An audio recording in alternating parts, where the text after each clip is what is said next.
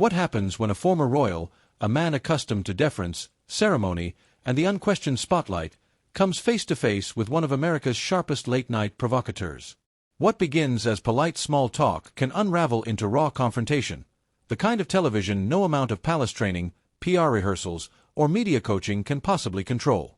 Tonight, Prince Harry walked onto the Greg Gutfeld show expecting the usual applause, perhaps a few carefully phrased questions, and the chance to deliver his well-practiced talking points. What he got instead was something entirely different.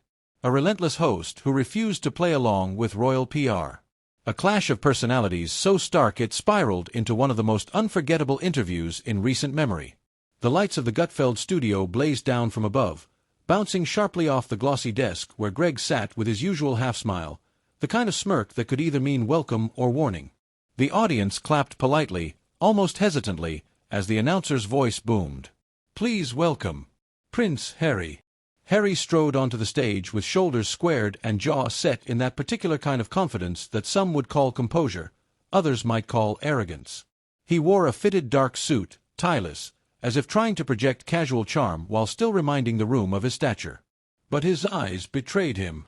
There was a sharpness there, a guardedness, the unmistakable look of someone who had come not to be questioned but to be admired. Greg stood from behind his desk, hand extended. Harry shook it with a brief, firm squeeze. No warmth, no smile. The prince lowered himself into the guest chair, crossing one leg over the other with a deliberate slowness that radiated entitlement. "Harry," Greg began warmly, his voice carrying an edge of practiced friendliness. "Thanks for coming on. I know you've been busy. California life, media projects, new ventures. It's good to have you here." Harry leaned back, his accent crisp but his tone clipped. "Of course. I suppose it's only fair I give your viewers a chance to hear directly from me, rather than the nonsense they usually consume." The audience chuckled nervously, unsure whether it was a joke or an insult. Greg's smirk flickered for just a moment. He wasn't used to being dismissed so quickly into an interview. But he pressed on.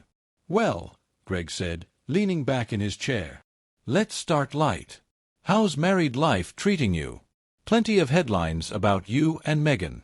People are curious if California's been a good fit." Harry's lips curved into something that wasn't quite a smile. "Married life is fine, Greg. More than fine, actually. But I do find it amusing that everyone feels entitled to ask about it, as if it's anyone's business but ours." The tone was sharp, dismissive. Greg raised his eyebrows, but kept his voice calm. "Fair enough. But you've lived a very public life. That curiosity comes with the territory, doesn't it?" Harry's eyes narrowed. "Territory I never asked for. But I suppose people like you have made quite a living dissecting things you don't understand." A murmur rippled through the audience. Greg chuckled lightly, covering the sting with practiced ease. "All right," he said. "Let's pivot. You've said often that moving to America gave you freedom. Do you feel the British public ever really understood you?" Harry leaned forward now, posture stiff. "Understood me? They were fed lies, Greg. For decades, the toxic press painted me as some reckless spare, an afterthought, a sideshow. That's not misunderstanding. That's deliberate character assassination." "Strong words," Greg replied evenly. "But many in Britain would argue you turned your back on them. That you walked away from duty, from responsibility. How do you respond to that criticism?" Harry's laugh was short and cold. "Criticism from people who bow to an institution that traps them in the first place? It's laughable. They cling to William and Kate like idols, blind to the rot in the system. At least I had the courage to leave." Gasps filled the audience. Greg's eyes flicked briefly toward the cameras. He knew this was gold. "Well," Greg said carefully, "since you brought up William and Kate, many admire them for embracing the responsibility you walked away from." "Do you?" Harry cut him off sharply. "Admire them? Please. They've done nothing but play perfect for the cameras, nodding and smiling while hiding behind palace walls. You Americans worship them because you don't see the truth. And frankly, I'm tired of pretending they're saints." The words hung heavy in the air. The audience froze between shock and fascination. Greg tapped his pen against his note cards, his trademark smirk fading into something sterner. "Interesting perspective," he said. "But many would argue your life now isn't exactly free of cameras. Netflix, books, interviews. Some might say you've monetized your exit pretty effectively. What would you say to them?" Harry leaned back, arms crossing, expression hardening. "I'd say those people don't have the faintest clue what it's like to live under constant siege. I didn't monetize anything. I survived. If people can't handle the fact that I tell my story, then perhaps they should stop obsessing over me and find a hobby." The audience gave a mixture of uneasy laughs and nervous silence. The tension was palpable, the studio air thick with anticipation. Greg gave a small nod, his voice still calm, though a spark had lit in his eyes. "All right, Harry. We'll get into all of that. But you should know, I don't shy away from tough questions. And tonight, I think America wants some real answers." Harry's stare was unflinching, almost daring. His jaw tightened as he leaned in, his voice low but cutting. "Then you'd better be ready for real answers, Greg." The room was silent now, every camera locked in, every audience member perched on the edge of their seat. Two men from completely different worlds, one born into monarchy, the other forged in the crucible of American media, were about to collide in real time. And no one, not even Prince Harry himself, could predict how far this confrontation would spiral. Not the fairy tales your viewers are used to. The stage was set. What began as a polite interview had veered dangerously off the rails, and in that charged silence, the audience could already sense it. What came next would not be polite at all. The red applause sign blinked insistently in the corner, but the clapping that followed was hesitant, awkward, almost embarrassed. This wasn't the smooth banter of late-night television anymore. This was something else.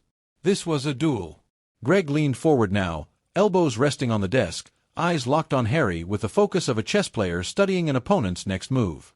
His trademark smirk had thinned into something sharper. "Harry," Greg began slowly, each word deliberate, "you've said leaving Britain was about freedom, about protecting your family. And yet, since moving here, you've done Netflix specials, a multi-million-dollar book deal, podcasts, endless interviews. Some people wonder, did you leave duty behind, or did you just swap one spotlight for another?" Harry smirked, a small shake of his head as though brushing off a foolish question. "Greg, I left because I refused to be suffocated. You call it a spotlight. I call it survival. For years my voice was stolen from me. Every word twisted, every mistake magnified. And if I speak now, it's because I've earned the right to tell my story." A few members of the audience nodded, others shifted uncomfortably. Greg raised a brow, his tone still calm but edged with skepticism. "But isn't it fair to say you've told your story many times already? Oprah, Netflix, Anderson Cooper, book tours. Some critics suggest you've built an entire brand around victimhood." Harry's expression hardened, jaw tightening visibly under the studio lights. "Critics," he repeated with disdain. "Critics are people with nothing better to do than tear down those actually living life. My wife and I are not victims. We're survivors. And if people are tired of hearing my story, they can stop listening. It's really that simple." Murmurs filled the studio, uneasy, like the first rumbles of a coming storm. Greg caught the energy, smiling thinly, feeding off the crowd's tension. "All right," he said lightly, but the undertone was steel. "Let's talk about Meghan, then. Your marriage is constantly in the headlines. Rumors, speculation, whispers of tension. How do you respond to those who say California isn't the fairy tale you promised it would be?" Harry leaned forward, his tone dripping with irritation. His fingers tightened around the armrest of his chair. "Greg, I'll make this very simple. My marriage is none of your business. None of their business." He gestured sharply toward the audience. "We are happy. Happier than most couples you'll find in this country. Frankly, it's insulting that I even have to dignify gossip with an answer." The words landed like a slap. The atmosphere tightened, the studio air heavy with unspoken electricity. Greg didn't flinch. His voice stayed measured, steady, cutting through the silence. "I only ask because you have made your relationship public. When you go on record about your struggles, when you write about private arguments in your book, when you and Meghan sit down with Oprah, You make your marriage part of the public conversation. Isn't it fair, then, that people ask questions?" Harry's smirk returned, but this time it carried venom. His eyes glinted under the lights. "Fair," he repeated coldly. "Greg, the press has never played fair. And neither have people like you. You thrive on my personal life because without me, you'd have nothing to talk about. Admit it. My name keeps shows like this alive." The audience gasped audibly, a collective intake of breath. Even the cameramen glanced at one another, sensing the gravity of the moment. Greg blinked once, his smirk faltering for the first time. But the pause was brief. He recovered quickly, leaning back with a dry chuckle. "You give yourself a lot of credit, Harry. I assure you, this show would be just fine without you." Harry scoffed, shaking his head. "Would it? Or would you be back to cheap jokes and second-rate commentary? Let's be honest, Greg. This is the most relevant your program has been in years." The temperature in the studio seemed to rise. Even the audience shifted in their seats, unsure whether to clap, laugh, or stay silent. Harry leaned back in his chair, smug satisfaction etched across his face like a mask. Greg inhaled slowly, his pen tapping against the desk, no longer casual, but sharp, deliberate. His voice cut through the tension. "All right. Let's shift gears. You've spoken often about the royal family, about being trapped, about feeling unsupported. Some might argue you abandoned not just the institution but your grandmother, your father, your brother. Do you regret the way you left things?" Harry's eyes flashed. His reply came swift, cutting. "Regret? The only regret I have is not leaving sooner. My grandmother loved me, yes, but she was bound to the system. My father and brother, they chose duty over family. That's their prison, not mine. I escaped. And frankly, I don't envy them one bit." The audience erupted in shocked whispers, gasps overlapping with hushed voices. Greg sat up straighter now, the smirk gone entirely. His tone sharpened. "You don't envy them?" A lot of people see William and Kate as the model of stability, of dignity.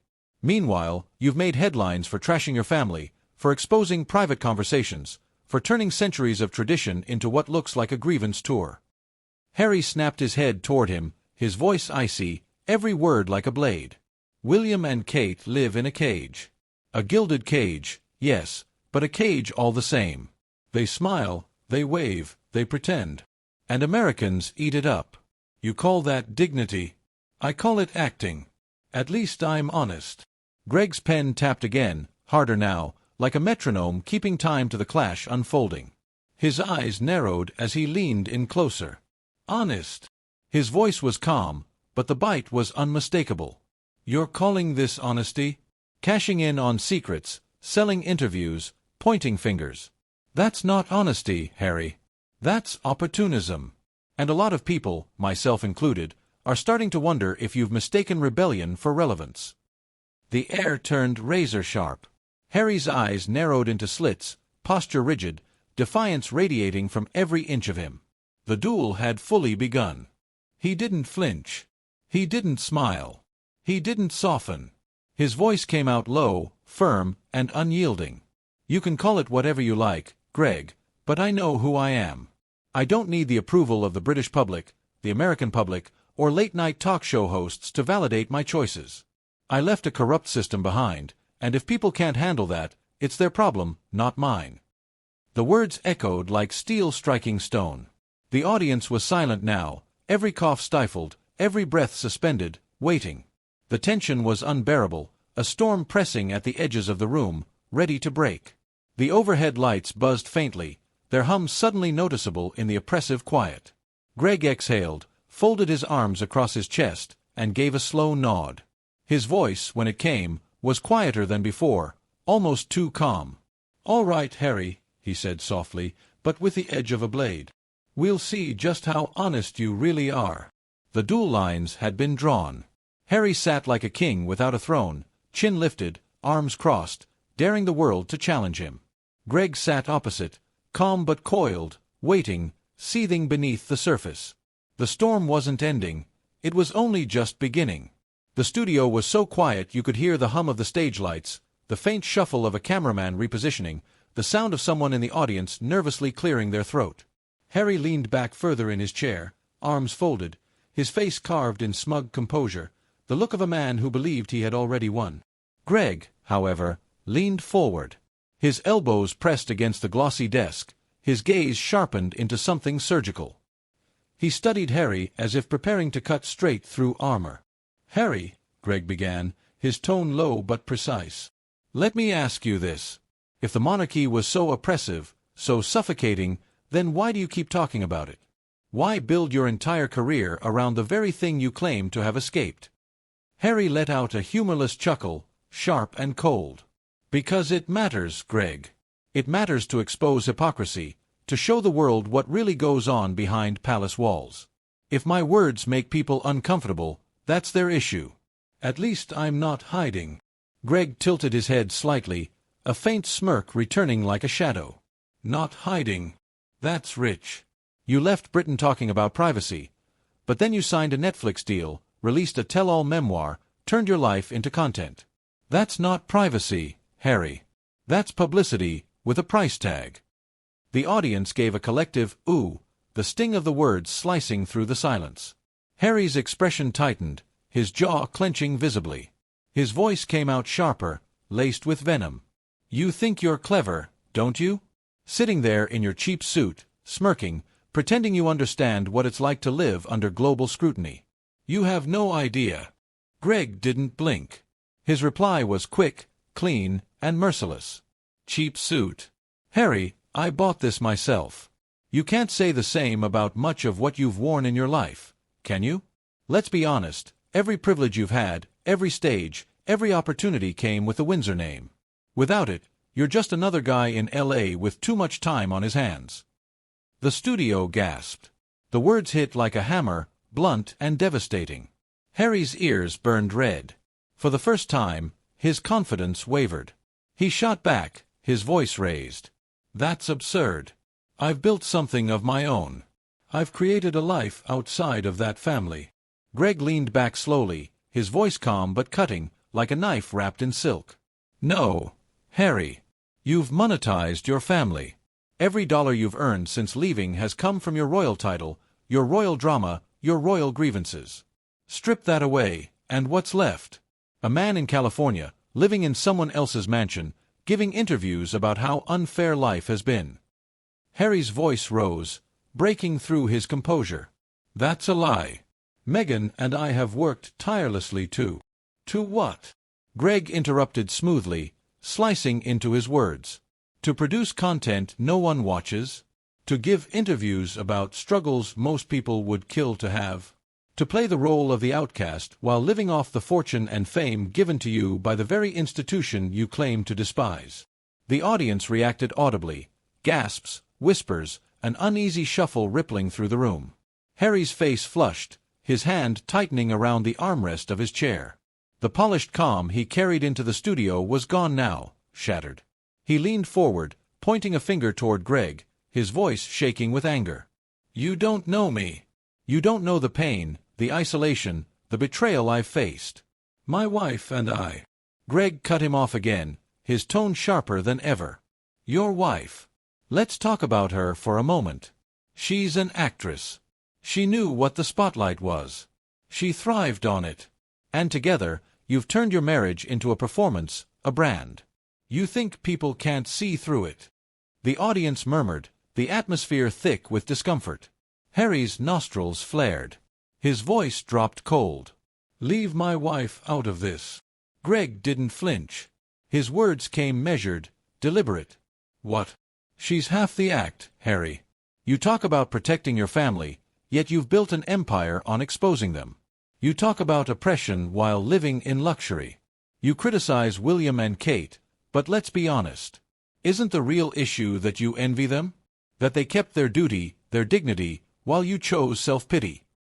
The words hit like daggers. Harry's face twisted, his composure cracking. For a fleeting second, he no longer looked like a prince. He looked like a man cornered. He opened his mouth, struggling to hold on to control, but his voice cracked slightly when he spoke. "You don't understand anything," Harry spat. "William and Kate are puppets. They perform. They're not free. I don't envy them. I pity them. Greg shook his head slowly, his voice steady, merciless. No, Harry. You envy them. Because they don't need to sell their story to be relevant. They don't need Netflix, or Oprah, or ghostwritten memoirs. They serve, and people respect them. You left, and people rolled their eyes. That's the difference. The audience erupted, gasps, whispers, scattered nervous claps breaking through the silence. The energy in the room was electric, volatile. Harry's composure shattered further. His voice rose, furious now, raw with anger. You arrogant little man. And with those words, the duel had reached its breaking point. He didn't flinch, didn't smile, didn't soften. His voice came out low and firm, cutting through the tension like a blade. You can call it whatever you like, Greg, but I know who I am. I don't need the approval of the British public, the American public, or late-night talk show hosts to validate my choices. I left a corrupt system behind, and if people can't handle that, it's their problem, not mine. The studio was silent now, the kind of silence that felt alive, waiting, heavy. Greg exhaled slowly, folding his arms across his chest, giving a slow, deliberate nod. All right, Harry, he said quietly, almost too calm. We'll see just how honest you really are. Harry sat stiff in his chair, arms folded like a king without a throne, daring the world to challenge him. Greg leaned forward, elbows resting on the desk, gaze sharp as steel. If the monarchy was so suffocating, why keep talking about it?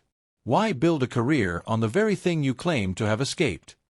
Harry chuckled humorlessly. Because it matters. It matters to expose hypocrisy, to show the world what really happens behind those palace walls.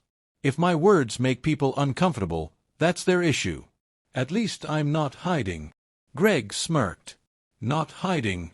That's rich. You left Britain crying privacy, then signed Netflix deals, dropped a tell-all memoir, cashed podcast checks. That's not privacy, Harry. That's publicity, with a price tag. The audience gasped, whispers rippling through the room. Harry's face flushed, jaw tightening. You think you're clever, don't you? Sitting there in your cheap suit, smirking, pretending to understand global scrutiny. You have no idea. Greg didn't blink. Cheap suit. At least I bought mine. Can you say the same about yours?